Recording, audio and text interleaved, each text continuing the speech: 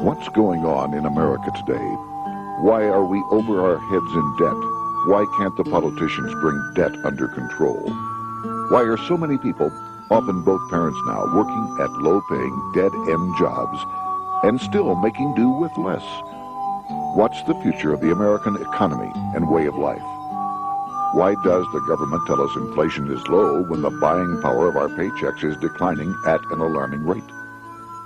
Only a generation ago, bread was a quarter, and you could get a new car for $19.95. The problem is that since 1864, we've had a debt-based banking system. All our money is based on government debt.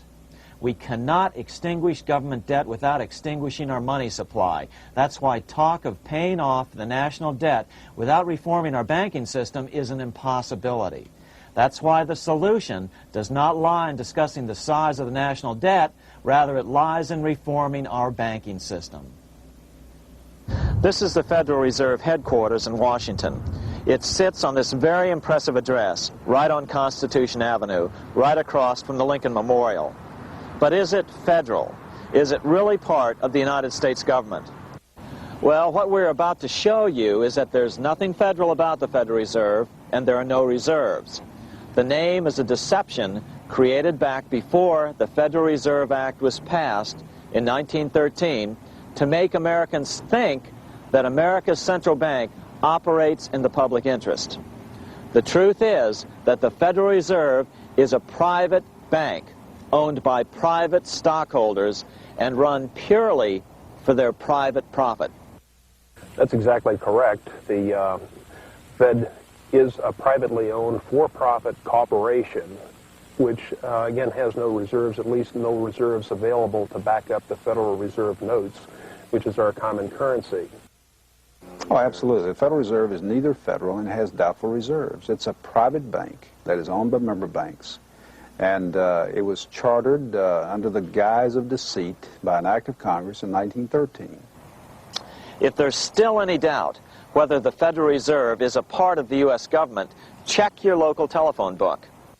In most cities, it is not listed in the blue government pages. It is listed in the business white pages right next to Federal Express, another private company.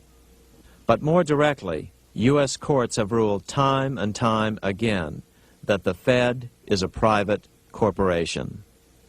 Why can't Congress do something about the Fed? Most members of Congress just don't understand the system, and the few who do are afraid to speak up. For example, initially a veteran congressman from Chicago asked us if he could be interviewed for this video. However, both times our camera crew arrived at his office to do the interview, this was all we were able to film. The congressman never appeared, and eventually decided he no longer wanted to participate. But a few others in Congress have been bolder over the years. Here are three quick examples. In 1923, Representative Charles A. Lindbergh, a Republican from Minnesota, and father of the famed aviator Lucky Lindy, put it this way: the financial system has been turned over to the Federal Reserve Board. That board administers the finance system by authority of a purely profiteering group. The system is private, conducted for the sole purpose of obtaining the greatest possible profits from the use of other people's money. One of the most outspoken critics in Congress of the Fed was the former chairman of the House Banking and Currency Committee during the Great Depression years.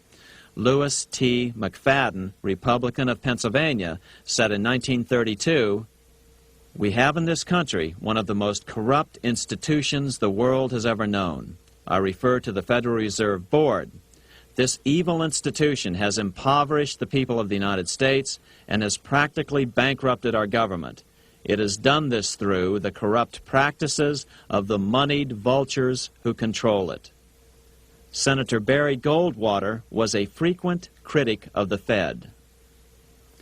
Most Americans have no real understanding of the operation of the international moneylenders. The accounts of the Federal Reserve System have never been audited. It operates outside the control of Congress and manipulates the credit of the United States. The Federal Reserve really, even though it is not part of the federal government, it is more powerful than the federal government. It's more powerful than the President, the Congress, and the courts. Now, a lot of people challenge me on that, but let me prove my case. The Federal Reserve determines what the average person's car payment is going to be, what their house payment is going to be, and whether they have a job or not. And I submit to you that that's total control. And the Federal Reserve is the largest single creditor of the United States government. What does Proverbs tell us? The borrower is servant to the lender. What one has to understand is that from the day the Constitution was adopted right up to today, the folks who profit from privately owned central banks, as Madison called them, the money changers, have fought a running battle for control over who gets to print America's money. Why is who prints the money so important? Think of money as just another commodity. If you have a monopoly on a commodity that everyone needs, everyone wants, and nobody has enough of, there are lots of ways to make a profit, and also exert tremendous political influence. That's what this battle is all about. Throughout the history of the United States, the money power has gone back and forth between Congress and some sort of privately owned central bank. The Founding Fathers knew the evils of a privately owned central bank. First of all, they had seen how the privately owned British central bank, the Bank of England, had run up the British national debt to such an extent that Parliament had been forced to place unfair taxes on the American colonies. In fact, as we'll see later, Ben Franklin claimed that this was the real cause of the American Revolution. Most of the Founding Fathers realized the potential dangers of banking and feared bankers' accumulation of wealth and power. Jefferson put it this way: I sincerely believe that banking institutions are more dangerous to our liberties than standing armies. The issuing power should be taken from the banks and restored to the people to whom it properly belongs. That succinct statement of Jefferson is, in fact, the solution to all our economic problems today. It bears repeating. The issuing power should be taken from the banks and restored to the people to whom it properly belongs. James Madison, the main author of the Constitution, agreed. Interestingly, he called those behind the central bank scheme money changers. Madison strongly criticized their actions. History records that the money changers have used every form of abuse, intrigue, deceit, and violent means possible to maintain their control over governments by controlling money and its issuance.